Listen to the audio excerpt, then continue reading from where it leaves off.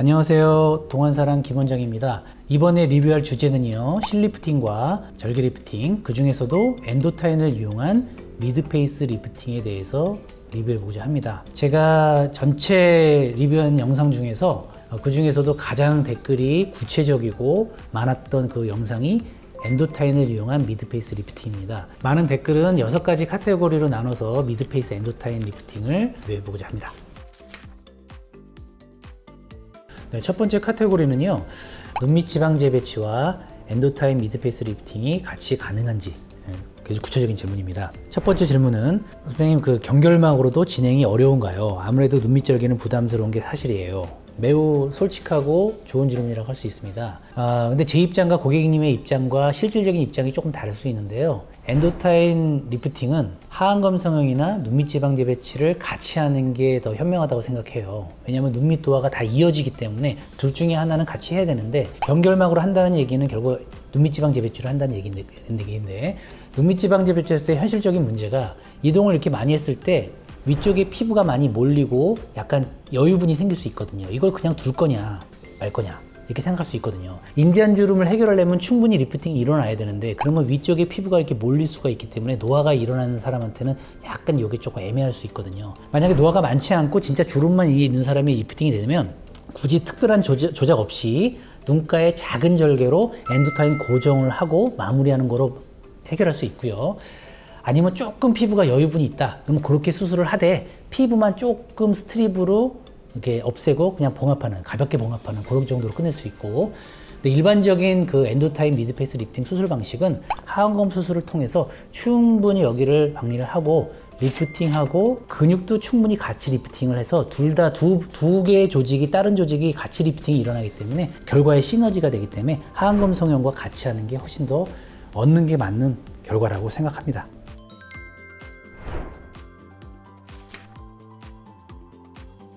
다음 카테고리는 엔도타인이 익숙하지 않은 용어이기 때문에 이 엔도타인에 대해서 호기심을 갖게 됐고, 엔도타인이 과연 얼마나 유지되는가, 왜냐, 엔도타인은 녹는다고 했기 때문에 녹으면 효과가 없어지지 않을까, 이런 궁금증이 많으시거든요. 그래서 다양한 질문을 올리셨습니다. 첫 번째 질문은, 수술의 유지기간은 얼마인가요? 반영구적으로 볼 수 있나요? 이런 질문이었습니다. 엔도타인 미드페이스 리프팅은 실리프팅 같이 이렇게 비절개 리프팅이 아니라 물리적으로 박리가 일어나고 이동해서 아무는 수술이기 때문에 효과가 금방 없어지는 수술이 전혀 아닙니다. 녹아서 없어진다는 것은 계속 존재할 이유가 없기 때문에 없어지는 것 뿐이고요. 조직은 충분히 이동해서 자리 잡았기 때문에 효과는 반영구적으로 생각하셔도 충분하다고 생각합니다. 네, 두 번째 댓글도 비슷한 질문인데요. 엔도타인으로 인디안 주름이 개선이 되어도 이것도 일시적인 건가요? 1년이 지나면 실이 없어져서 내려오는 게 아닌가요? 이렇게 했어요. 엔도타인은 실이 아니죠. 이제 영상에도 자세히 나왔지만 약간 플라스틱처럼 생긴 하드한 투명한 의료용 재료거든요. 이거는 실이 아니고요, 하드한 재료고, 이게 리프팅해서 조직 전체를 충분히 이동시켜서 그 자리에 그대로 있으라고 고정하는 그런 방식이기 때문에, 이동한 조직이 다 붙었기 때문에 그 이동한 조직은 자리 잡기 때문에 효과가 1년째 사라지는 게 아니라 그 시점에서 다시 노화가 시작된다고 보시면 돼요. 그러니까 반영구적이라는 단어가 가장 적합한 표현인 것 같습니다.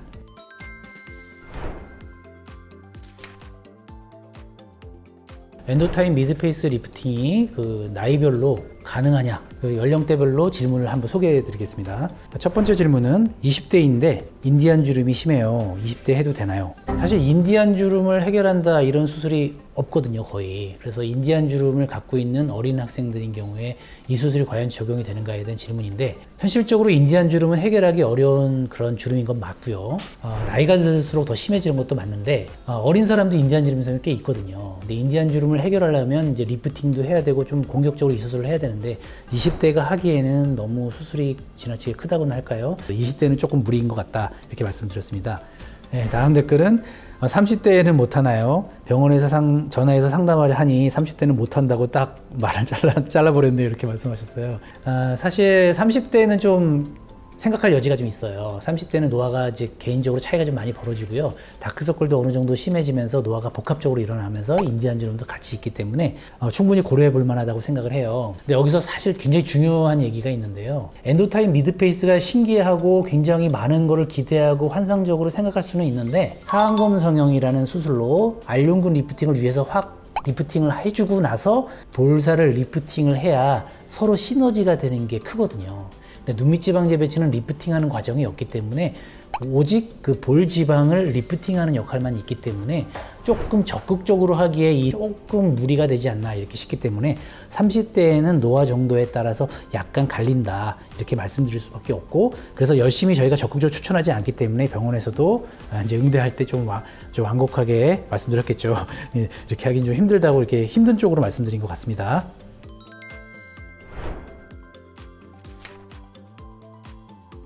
다음 카테고리는 엔도타인 미드페이스 리프팅의 수술 방법과 그 효과에 대해서 좀 구체적으로 물어보는 그 카테고리입니다. 첫 번째 댓글은 관자 접근으로 중안면 엔도타인이 가능하냐 이런 질문인데요.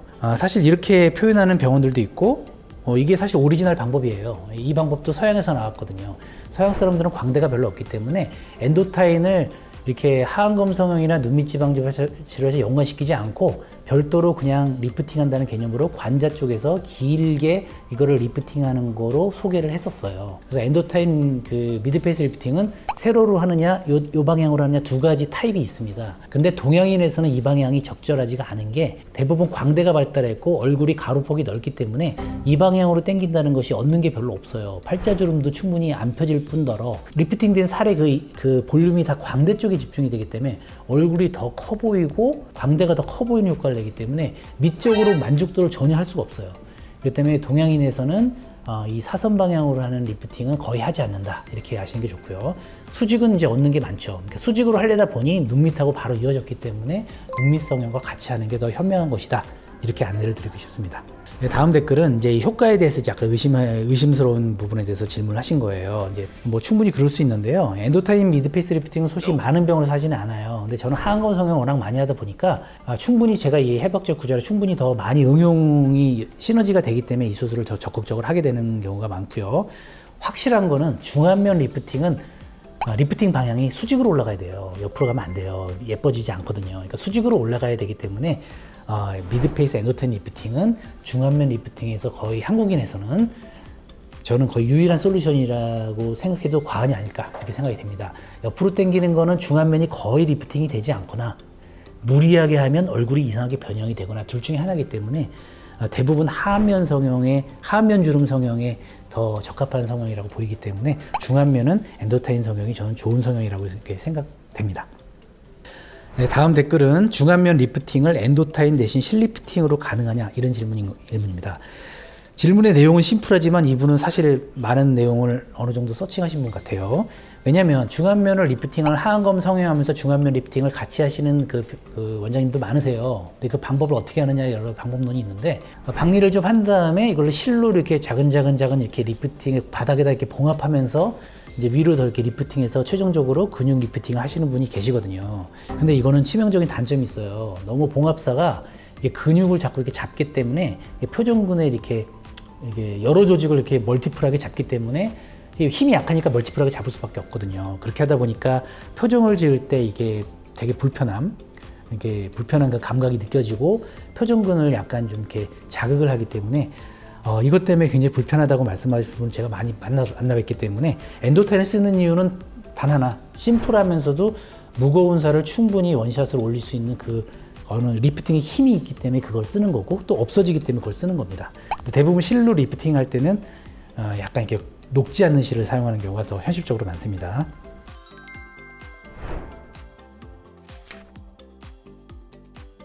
네, 다음 카테고리는 엔도타인 미드페이스 리프팅 할 때 어떤 부작용이 있는지, 그리고 이 수술이 그 재수술 여러 가지 뭐 윤곽 수술이라든지 타 수술의 그런 부작용으로 인한 볼처짐 같은 거를 해결하는 재수술 수단으로서도 유효한지 이렇게 하는 질문이 많았습니다.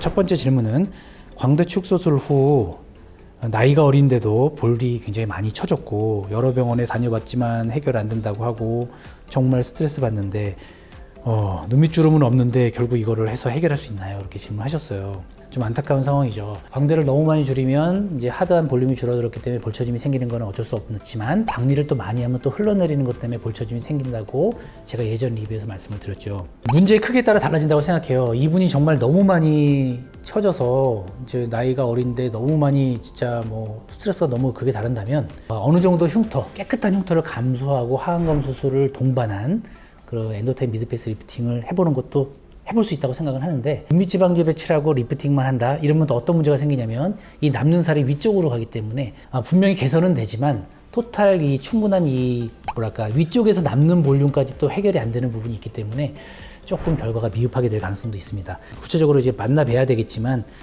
좀 현실적으로는 조금 무리지 않나 이렇게 싶은 게 제 생각입니다.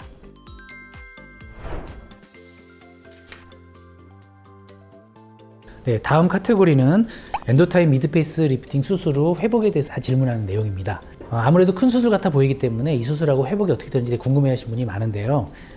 그냥 쉽게 말씀을 드리면 하안검 수술보다 조금 더 한 2-3일 정도 회복이 더 길다 이렇게 보시면 되고, 물론 이제 중장기적으로 볼 때는 붓기가 더 오래 가는 거는 있을 수 있어요. 근데 초기 붓기는 제가 지혈을 꼼꼼하게 하고 박리를 깔끔하게 하게 되면 생각보다 이렇게 엄청 붓고 멍이 많이 들고 그러진 않아요. 다만 이제 수술 잘 끝나고 수술 흉터가 결국 하안검 성형 흉터만 남기 때문에 이제 제3자가 볼 때 뭐 하는지 모르죠.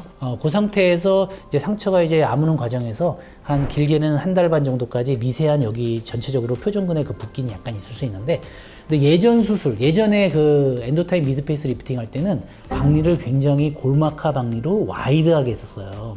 골마카는 와이드하게 해야 되거든요. 그러니까 와이드하게 하다 보니까 표준근의 위치가 다 달라지니까 붓기가 굉장히 오래 간 적이 있었는데, 요즘 좀 완성도 높은 미드페이스 엔도타인 리프팅은 그렇게 와이드하지 않고도 리프팅이 충분히 되기 때문에 생각보다 그렇게 회복에는 너무 걱정을 안 하셔도 되는 부분이 있습니다.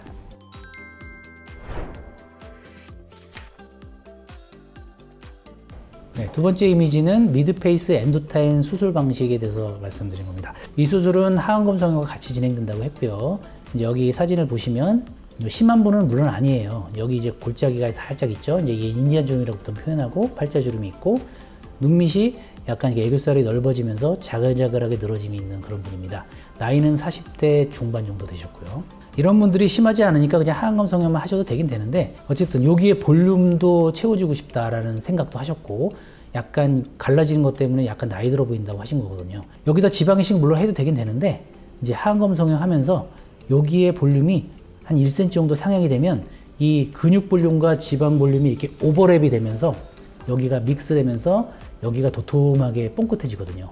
그러면 볼륨 넣지 않고도 이게 어느 정도 볼륨 효과를 내기 때문에 인위적인 느낌 하나도 없이 굉장히 자연스럽게 처리가 돼요. 이 수술을 하안검 성형과 같이 하는 게 더 좋은 이유가요, 여기서부터 여기까지 모든 얼굴의 미적 커브가 연결이 되기 때문에요. 여기까지는 근육이 있고 여긴 지방이 있거든요. 이게 음영이 적절하게 겹치면서 같이 리프팅이 돼야지 시너지가 되기 때문에 하안검 성형을 통해서 알륜근을 리프팅하고 좀 더 깊은 데서 지방이 올라가는 그런 원리로 이 수술이 이루어지는 겁니다. 좀 더 이게 모식도죠.